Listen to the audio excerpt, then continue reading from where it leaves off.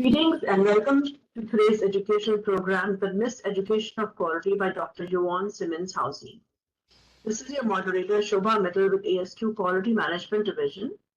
Today we have the distinct pleasure of hearing from Dr. Yvonne Simmons Housey. Please join me in welcoming her. Dr. Yvonne Housey is an executive coach and a master trainer. She is the president and CEO of a company, CYA Consulting Group, Inc. Dr. Housey is also a co-owner of Dental Leadership LLC, which sponsors the Dental Leadership Academy to train dentists and others in the dental profession nationwide. Yvonne earned a doctorate from Vanderbilt University. She completed additional coursework at the University of North Carolina, Chapel Hill as a Society of Research Fellow. She is a Kellogg National Leadership Fellow and an Education Policy Fellow. She is a certified Gallup-Clifton Strengths coach and an American Society for Quality certified manager of quality and organizational excellence. Yvonne is a member of ASQ's Leadership Content Committee, an ASQ mentor, and a member of ASQ Austin section. She is the team lead for the ASQ Baldrige Healthcare team. Her most recent contribution to ASQ is the article entitled Focusing on Focus Groups in Spring, 2024 issue of the QMD Forum. Yvonne has studied and researched leadership concepts, theories, principles, and techniques all over the world. She has written several blogs and articles on leadership and performance excellence. She is the author of two recently self-published books, A Systems Thinking Model for Improving the Education and Training of Performance Excellence, and its companion handbook, Tools You Can Use. Yvonne has worked in corporate, private, and public entities in education, healthcare, and transportation. She has coached and trained more than 2,800 individuals to advance their careers, find more lucrative jobs, and or to start their own companies. And so, without further ado, it's my pleasure to introduce Dr. Yvonne Housey. Yvonne, the floor is yours. Thank you.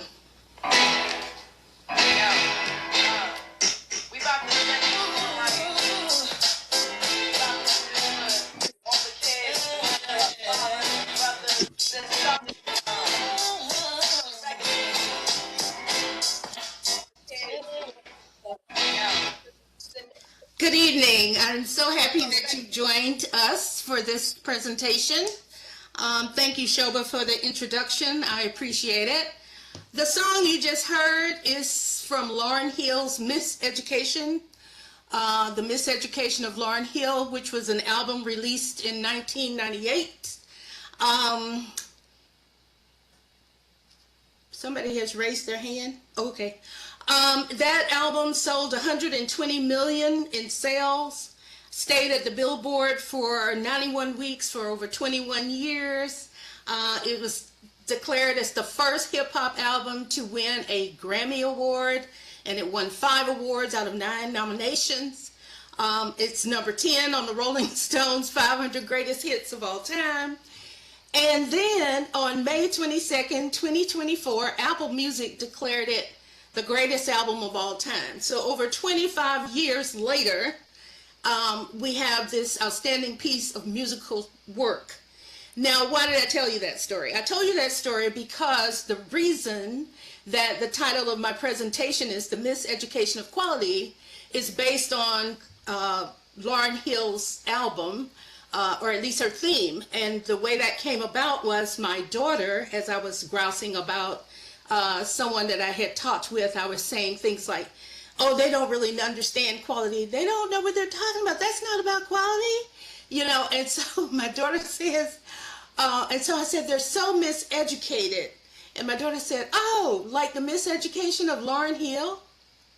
And I said, what you talking about, Willis? So she told me about this album.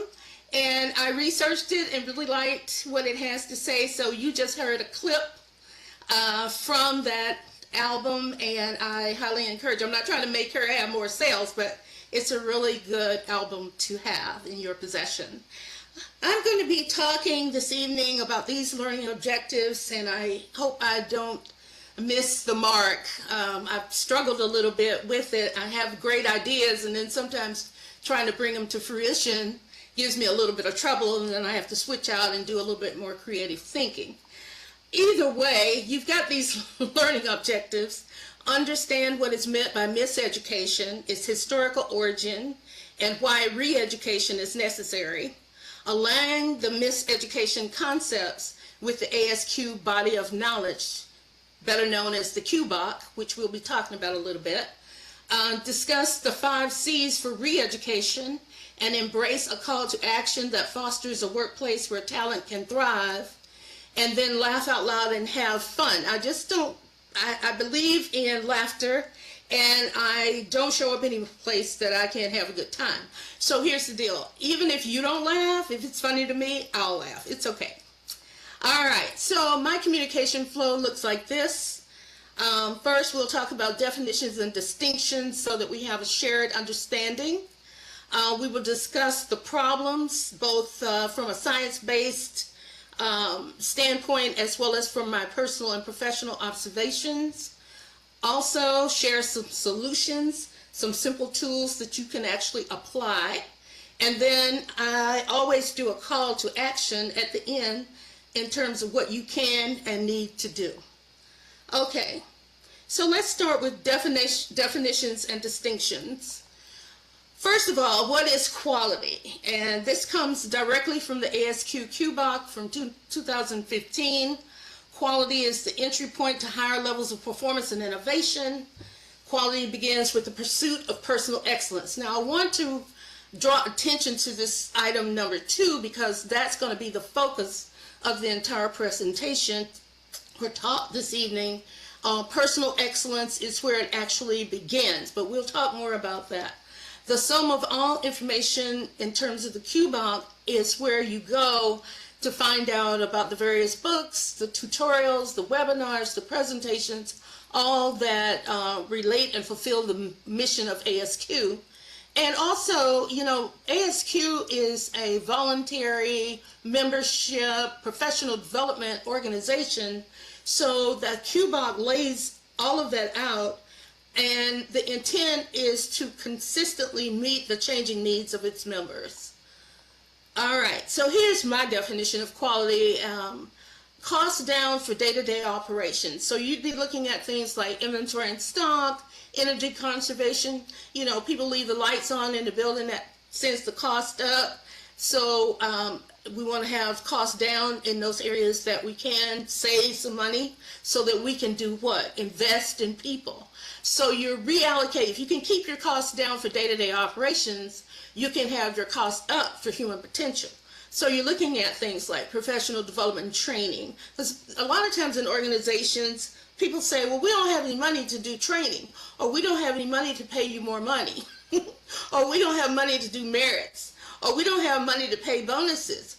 But you got to still think about, you know, is there a way to save some money out of some of these things that are costing us big bucks so that we can reallocate some of those dollars over to the people that we work with.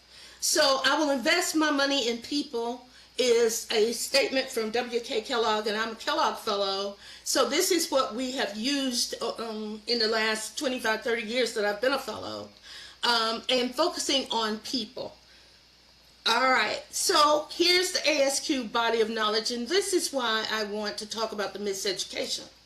Because we often don't even think about the fact that that first stage in the QBOC for the quality journey is really the pursuit of personal excellence. That begins with your personal knowledge, your skills, your abilities. Instead, what we typically do is talk about these 3 stages, mostly pursuit of operational excellence, where we're actually looking at the tools that we can apply, flow charts, Pareto charts, control charts, the 8 different types of waste, whatever.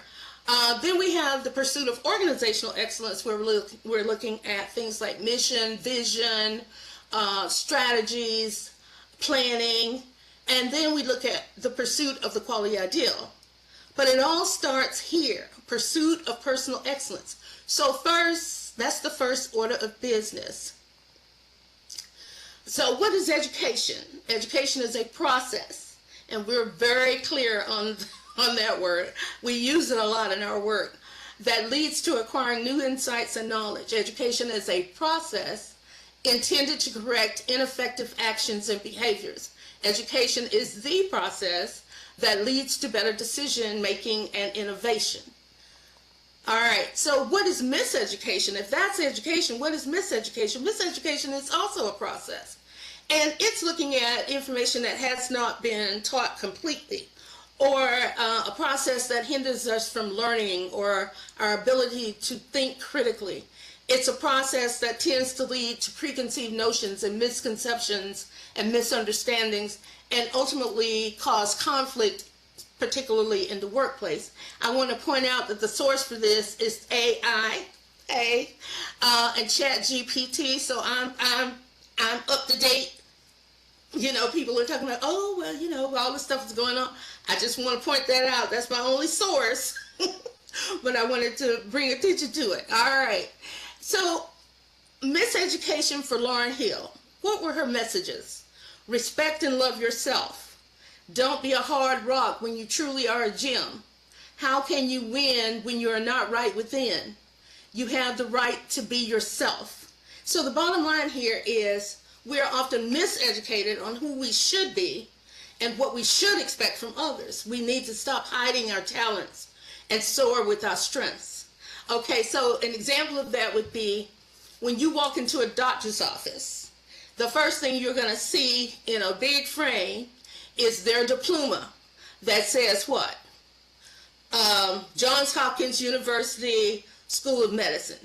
When they walk into your office, what do you see? Do you have your diploma on the wall?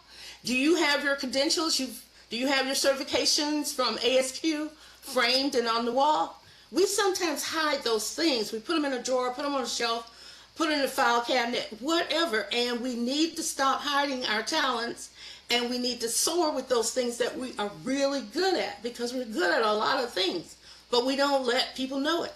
All right, so Lauryn Hill's message translates to the world of quality very simply. We need to up our game so that those we work with know who we are. That's first. So yes, you have your green belt, your black belt, your credential from ASQ, your certifications, you've done all this training. We need to let people know what our talents, our knowledge, and our expertise is that we have, and we somehow need to let people know how we can help individuals and organizations on both a personal and a professional level. In other words, we need to self-assess. That's where it starts. Looking internally at yourself and saying, what do I look like? Who am I?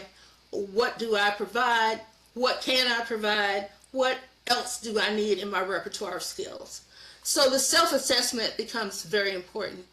Now, right here, I was supposed to, oh, you heard it just a little bit. It was supposed to play a school bell, which is the introductory song on the Lauryn Hill's album. And anybody that knows that song knows that the teacher is doing a roll call. So the whole idea would have been, we're going to school right now, so we're going to discuss these problems. And they're going to be science-based as well as my personal and professional observations. And I hate that my music is not playing, but we'll make it. Okay, so there are 4 current workplace issues. There are problems out there that we have to talk about before we talk about solutions. Incivility, okay, being disrespectful towards others, gossiping, arguing, insulting, spreading rumors. High levels of burnout, an overwhelming amount of chronic stress. And chronic stress means it's ongoing. It's not like acute stress where you have an incident, you're stressed about that incident, and then you're no longer stressed about the incident because things got resolved. Chronic stress is this ongoing condition. Ineffective communication, withholding information or not conveying information clearly so that it is understood. And then lack of engagement or cultural understanding. I talked about this in my talk back in September of 2023. If you missed that talk, you should go back and look at what I provided as related to culture and engagement. But basically, here it's still a big deal because people don't know how their jobs align with the mission and vision and purpose of the organization that they work for. And so a lot of times they're not included in the decision making. So that's basically what that's referring to. So these are your four most popular, most researched, most presented. Every piece of literature that you're picking up, you're going to see one or more of these workplace issues. There's this whole emphasis on incivility and specifically workplace violence. All right, so what does the data tell us? Okay, so most common expressions of incivility in the workplace.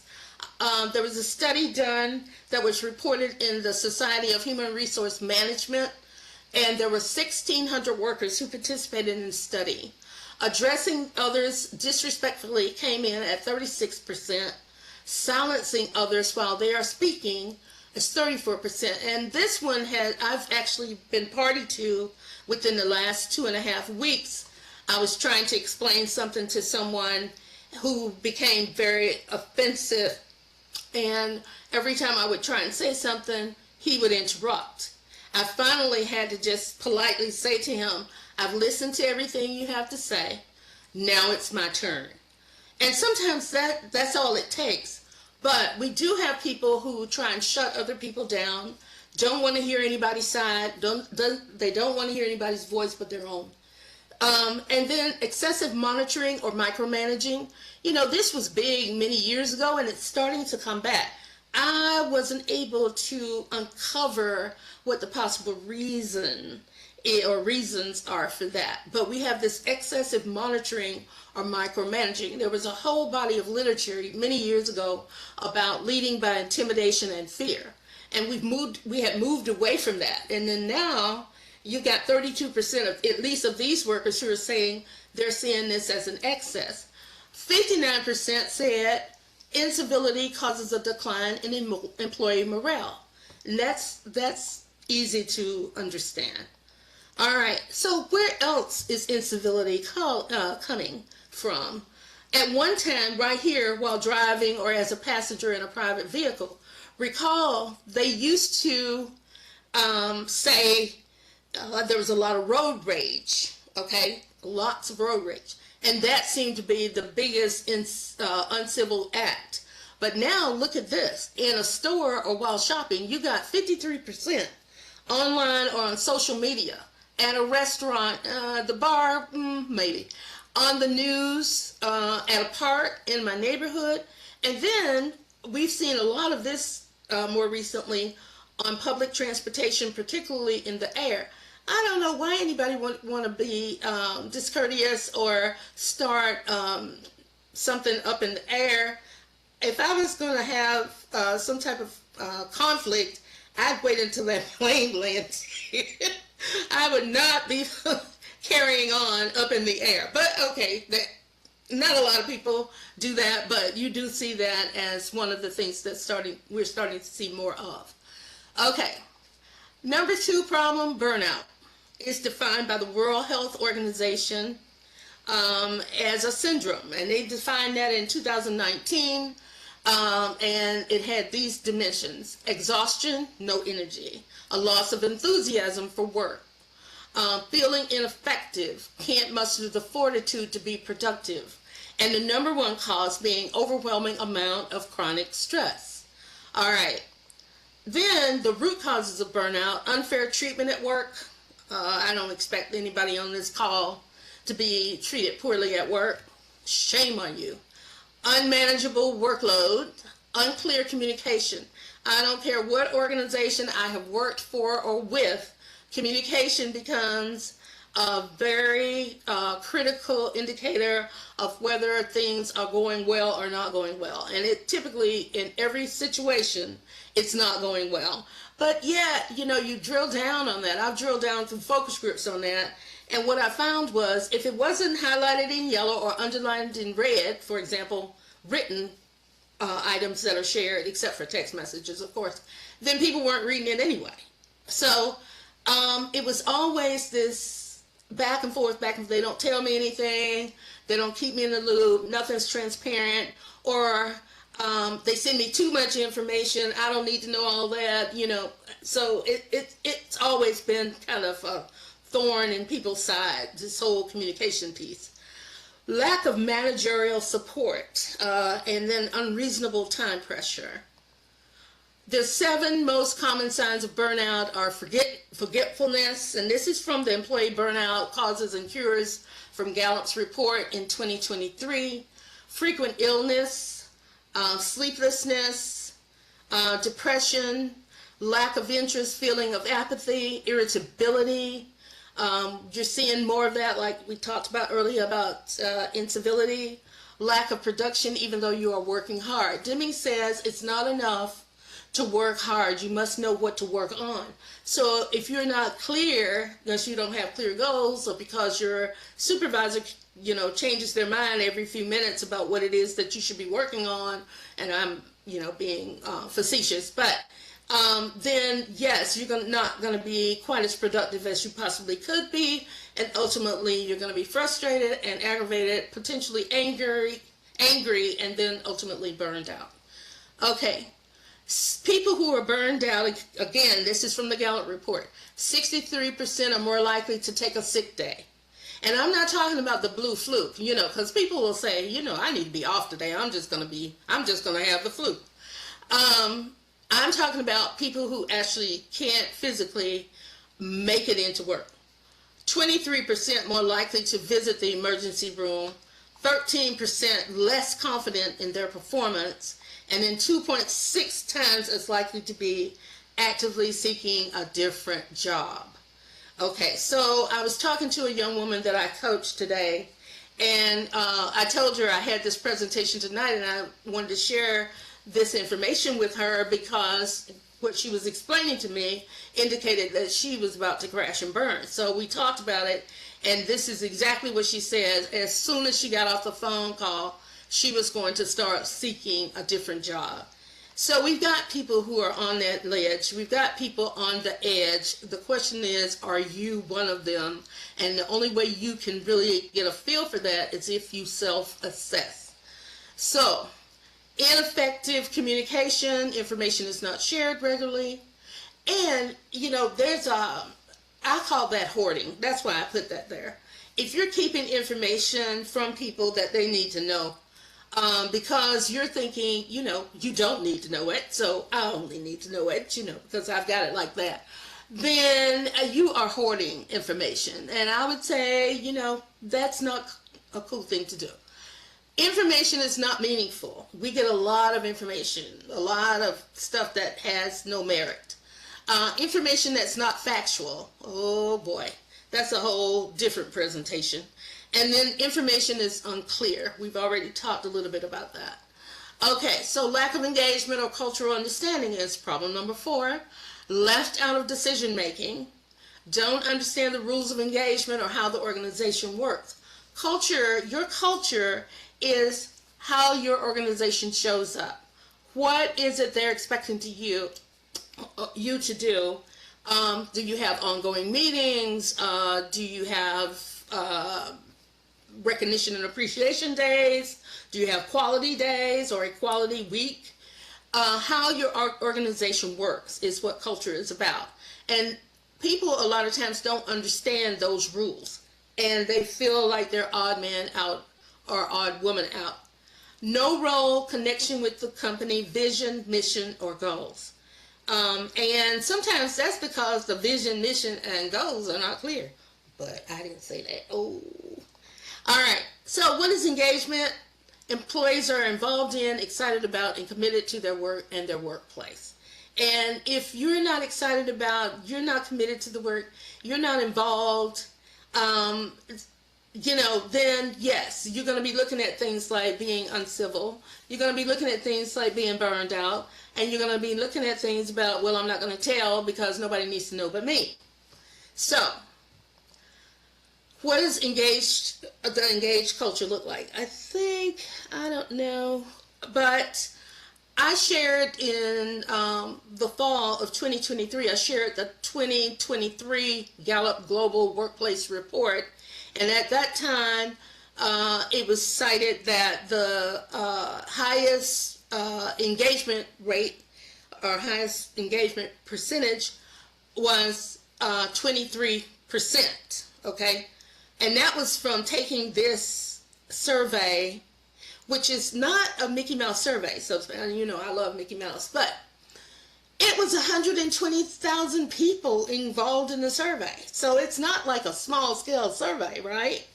Okay, so from 2009 until 2022, the highest rate of engagement, it's only been 23%.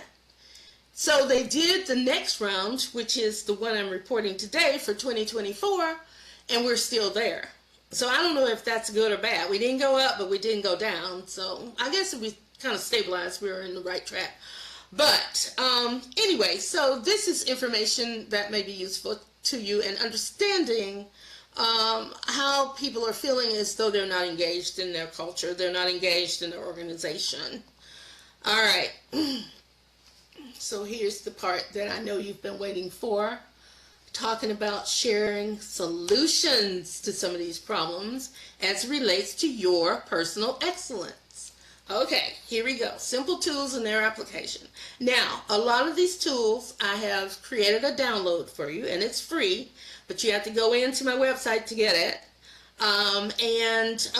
So I'll tell you which ones. I hope I remember as we go through. All right, so we talked about self-assessment. All right, so you've got to legitimize the assessment for yourself. So one of the tools that's available to you, one of the self-assessments, is the Myers-Briggs.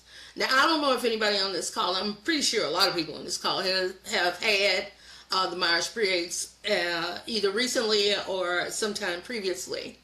Anyway, the Myers-Briggs is very well known tool, assessment tool. It's based on Jung's 16 personality types. It's a personality test, okay? And there are 4 pairs of opposing descriptors. There's extroversion versus introversion, sensing versus intuition, feeling or thinking, judging or perceiving. I see people are putting what their acronyms are. I'm an INTJ from 20 years ago. But here's the deal. People will have the same results as others, okay? As opposed to the Gallup StrengthsFinder assessment, which is based on rigorous research. These are the Gallup poll people. They research everything. 34 themes and 4 domains. So you've got executing, influencing, relationship building, and strategic thinking, and they're color-coded. Okay, so this assessment identifies your top 5 talents. There are 34 that could be provided to you depending on how much money you want to pay to take the assessment. But I always try and encourage people to at least take the $20 version, which will give you, or maybe they've gone up a little bit, the version that gives you your 5 top talents. And then the idea behind Gallup is that your talents become strengths when you apply them. Okay, but here's the difference. One big difference between the Gallup and the Myers-Briggs is 1 out of 33 million people would have the same talents in the same exact order. In other words, there are no carbon copy people. So that's one of the big differences. All right. Okay, then you can take a 2-minute burnout checkup. All right, this is a very simple one. The one that I have in the download is a little bit meatier, so to speak, and it actually gives you a score and a rating scale. So you might be interested in that. This one, I'll just kind of walk you through real quickly. And let's say Chris Bailey, who wrote this, and this was published in his article in HBR, Harvard Business Review, back in 2023, where 0 is negligible stress and 10 is equal to extreme stress. So the total scores, is 60 points that you can get, well, out of 60 points, and then whatever your score is. Okay, so the amount of work on your plate is your workload, your values, your rewards, your control, fairness, community. All right, so his thinking, the way he explains it in the article is, don't consider how much your total scores are as much as how much your individual scores are.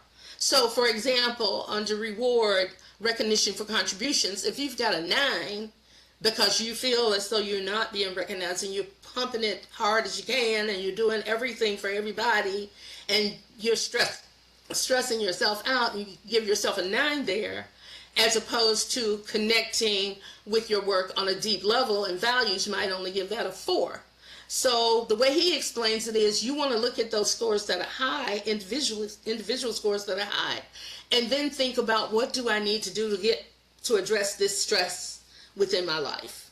So that 2-minute burnout checkup is a very useful tool. Go to his article, and it's sitting right there for you. Okay, so I came up with these 5 C's for re-education.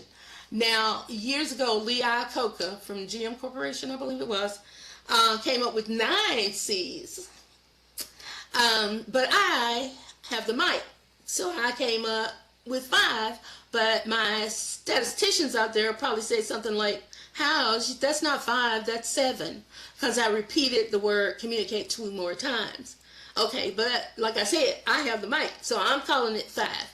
Be curious, be creative, be courageous, be civil, and communicate. All right. So what is curiosity? Curiosity for me means the nose knows. It's a compass. It sets the right direction for you. It helps you consider different paths that you can go down, searching for answers, looking for not just clues, but an outcome. It helps you persevere to get the answer to questions that other people might be a little bit hesitant about asking, which are, I call, heretical questions.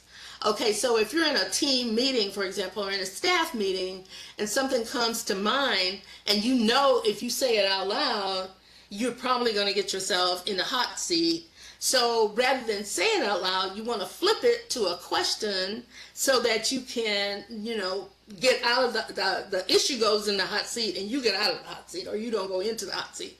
So people say, well, what is a heretical question? A heretical question is that non-traditional, out-of-the-box question that is based on an opinion that is not the going opinion. And that's how you end up in the hot seat, because everybody in the room is like, Gary, what you talking about? Okay, so you want to make sure that in your curiosity that you use heretical questions and seek answers to those. Okay, because you can make better decisions that way. And then you want to persevere to the end. So curiosity, I call it my compass, and I often go off on these little curious excursions in my mind and on paper, and talking to other people and friends. All right, creativity. Now, I love this. Don't put a no in innovation. Okay. You remember that AT&T commercial? It said, we put the no in innovation. Don't put a no in innovation. Okay. You want to sell your ideas. You want to think both inside and outside the box. You want to be creative and use creative thinking as well as critical thinking. You want to combine that data with ideas. Okay. So the whole idea is, I think I might have told the story previously somewhere at an ASQ event, but I had like 28 engineers one time that I was working with, and I made this comment: think both outside. Don't just think outside. I think I said think inside, but make the space bigger. And I just said it and kept going in my whatever talk I was having. And the next morning, because it was like a day and a half class, the next morning a group came back in and said, we figured it out. And I said, you figured what out? And they said, we figured out how to make the box bigger, how to make the space bigger. I said, oh, well, what did you come up with? And they said, we're going to make it out of rubber. I said, oh, okay. And so then I looked at them and I said, okay, well, why couldn't you just take something out of the box to make the space bigger? And one guy said, House, if that was going to be the answer, you should have just told us that, And so I learned a lot that day. Never ask an engineer to solve a problem. That's what they taught me. Okay? Because they will do it. They will actually do it. Oh boy. All right. So I love them. All right. So this comes from Sproul and Provost out of Quality Progress. So it's one of our own set of gurus that are out there. We've been talking about creativity since 1996. So we need to get on board. All right. Where do ideas come from? Era. Okay. So that's consistent with what we know to be one of the 8 types of ways, such as defects. Okay, so if you have an error, it creates a path that leads you out of your comfortable assumptions. Being right keeps you in place. Being wrong forces you to explore. And so, I mean, ideas come from other places. Serendipity. I mean, there's different places they come from. But error is one of those, and that's aligned with what our thinking is in terms of how do we address an error. We got to think creatively, not just critically all the time. All right, so here's an exercise for you. I know you've been waiting on getting busy and working with me on this little exercise. All right, so this is called the paperclip exercise. And I want you, since you have these 6 beautiful paper clips in front of you, I want you to jot down how many uses you can come up with for this paper clip. Okay, how many can you list? And I'm going to give you a minute to do it. And then when I say go, I want you to just jot it down. I know everybody's got a pen and paper, and I didn't tell you to bring it, but I know you got it. So y'all are rolling like that. All right, so ready, set, go. How many uses for that paper clip can you come up with?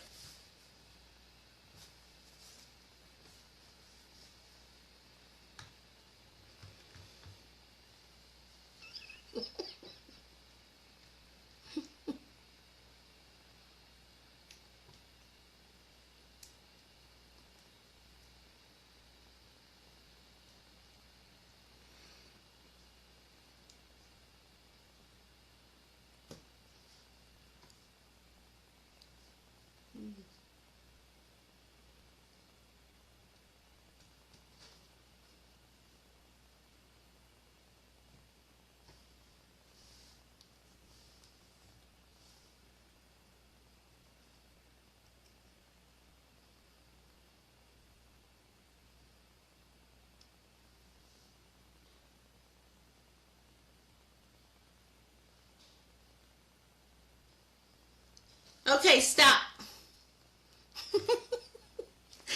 Okay, so in every time I've done this exercise, the highest I've ever gotten received from anybody was 17.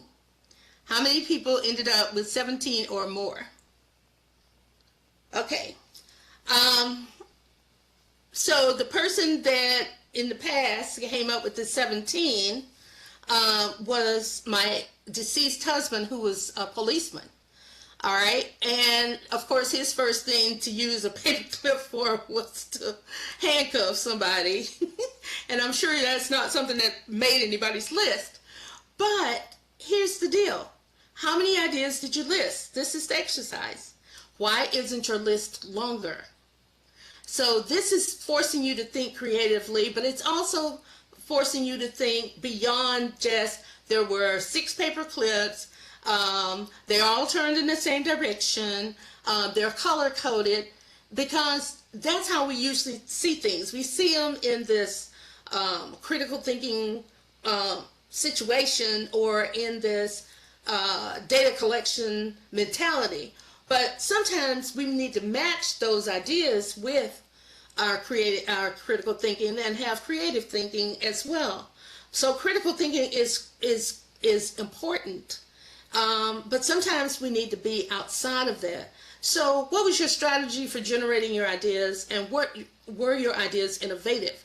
And then what was your greatest barrier? Whenever I do this exercise on site, the greatest barrier usually is time. If you had given me more time, I would have come up with more things. Okay, well, fine. Okay, so the paperclip exercise was just a fun thing for us to do to get you to start thinking about, yes, there's a lot of creative ideas that I can have. Okay. Okay. All right, your next one is courage, persistence, fortitude, and gratitude. Gratitude is an attitude. Okay, it is an attitude. I love that. Be your own champion. Embrace competition with the best. Why do we want to compete with somebody that's not at the best, at the top of the chain? That's what we want to do. We set our standards high, and then we expect other people to set their sky. In fact, in one agency that I worked in, we had this saying: we have upped our standards, up yours. And now, of course, that's a double entendre. But we have to learn how, it takes courage to laugh out loud. We get into meetings and we're solemn and, we're, not thinking about anything except something that's painful. We might have a little positivity in our spirit, but we squelch it. But when somebody says something funny, like my high school teacher, he was never funny. Everybody laughed. I never did. But over the years, I've learned to laugh out loud a lot. And I encourage you to do that because it takes a lot of courage to do it, but it also makes you feel good. All right, civility. Have difficult conversations without hostility. Find common ground. Disagree better. All right. So I had this friend who was a locomotive, or I think he's retired now, but he's a locomotive engineer. And he and I would have these, intellectual battles, I guess. And he finally came up with this statement. He says, "House, you're only 51% right." I mean, it stopped me dead in my tracks, no pun intended. But, how close is that to wrong? But anyway, we were always civil with each other, and we were never hostile to each other, and we learned how to just disagree better. And he used that phrase, and that always shut the conversation down or the disagreement down. So try it. All right. Also, communicate well and often. Connect with people, nonverbal and verbal. Listen actively. I don't have to tell you this. You know all this stuff. Point out the unique contributions of individuals. Mean what you say and say what you mean. And just charge people's batteries. They just need a little bit of nudging. Even eagles need a nudge. All right. So this is what I do for myself. I fist bump myself, I high five myself, I pat myself on my back because sometimes it's just not coming. And then I say this: "Oh girl, giddy up." So that's my motivational poster for myself. And then ways to increase communication: take a quick pulse survey. It's like, what did you like? What did you dislike? How do we improve it? And then these 3 words: use could, because, and together. Okay? And you're using could instead of should, and you're using because to tell why. We don't often tell or explain to people why they need to do something to join us in an endeavor. Is together. And then capture the essence of conversations that are going around you, because those are pearls that you can use, and pearls of wisdom often, that you can use in terms of your own personal excellence and your own personal experiences to share with other people. And then, of course, convene focus groups, because I'm big on focus groups. I like surveys, but I'm big on focus groups, and I've written that article for ASQ that you can find in the library. And then finally, the last section of the communication flow is the call to action, what you can and need to do.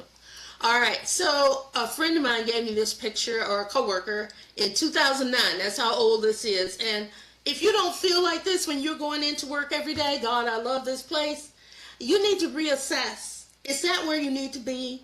Is this where you want to end your career, at this one job where you're not loving it? And the reason she gave it to me is contrary to what this says. We had an IT guy that worked for us, and he was awful. I mean, he was truly awful. And so whenever he would walk into your office, people would fall over their computers like this and say, "Don't touch my computer."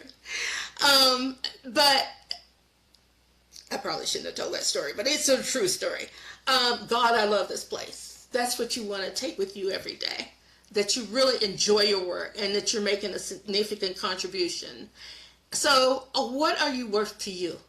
There will always be people who hate what you do. There will always be people who love what you do. But what is your opinion of yourself? Okay, I know there was an eye roll, so I'm going to give it to you. I heard you loudly and clearly. I know that eye roll happened. Okay, 4 questions, self-assessment. Ask yourself, what is my plan? Where am I stuck? What is hindering me from moving forward? What can I reasonably and feasibly do? And then this is a document I created back in 1998. That's just telling my age, I guess. And I call it the 8 steps to backward planning or backward chaining. First is, what outcomes are you seeking? What do you want to do? I coached a gentleman this morning, and he says, I want to be a sole proprietor. Okay, but he's a big vice president in a university setting, but he's often wanted to have his own company. So we walked through that. What measures will you use to reach those outcomes? What's been done? What are you already that you're doing now? What's left for you to do? Okay, you just writing down all of these things because you're assessing where you are. Allies and opponents. Who is responsible? That's going to be you. What dollars do you need? And what is going to be your status and your time frame to check up on yourself? And I always tell people at least 3 months, no more, every 3 months you want to check in to see how you're working towards your outcomes. All right.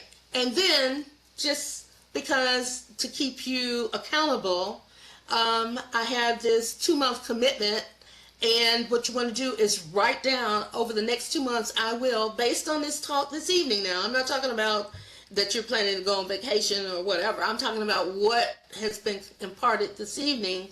What will you do? And then you sign it, and then you find an accountability partner who also signs it, and both of you date it. And that kind of holds you to your commitment that you want to do for yourself and improve your own personal excellence. So here's the deal. Is the hokey pokey really all it's about? No! I had this grandson, Andrew, which is the A in my CYA company, because it's named after my grandsons and my name.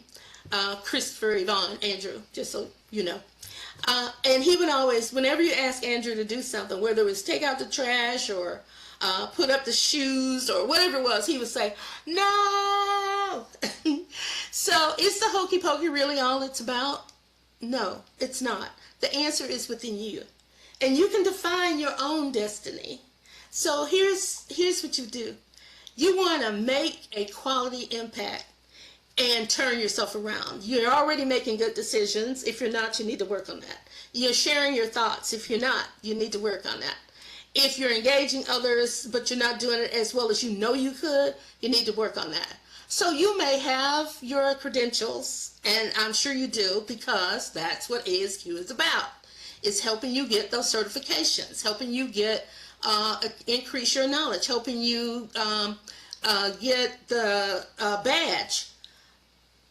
But it starts with your personal assessment of yourself.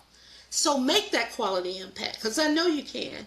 You're creative, you have a curious mind, you're civil, you're courageous in your decision making, and you communicate well. So just turn yourself around. Look in yourself, turn yourself around. Okay.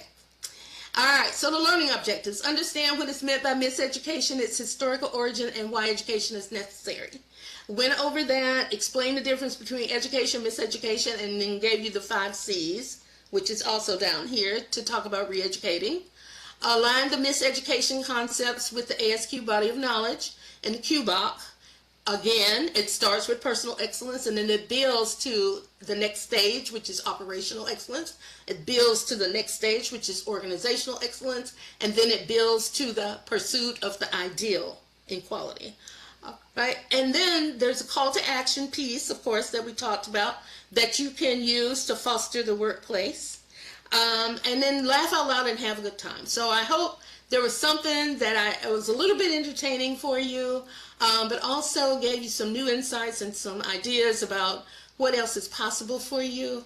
And okay, so this is my second to last slide, I think. Anyway, I encourage you to take a look at my books, Systems Thinking Model for Education and Training of Performance Excellence, and it's from a leadership standpoint.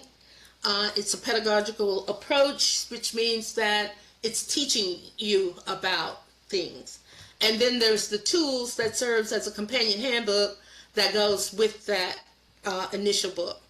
Okay, and then here's how you reach me. I am an ASQ mentor. I only have one slot available right now, but starting in September, I'll probably have 4. So I can sign up. If you're interested, you go through the ASQ website and, request me as a mentor. And we can get together and decide whether that's going to be a good fit for you. But here's the bottom line. Don't be a hard rock when you truly are a gem. Okay, so that's the end of my presentation.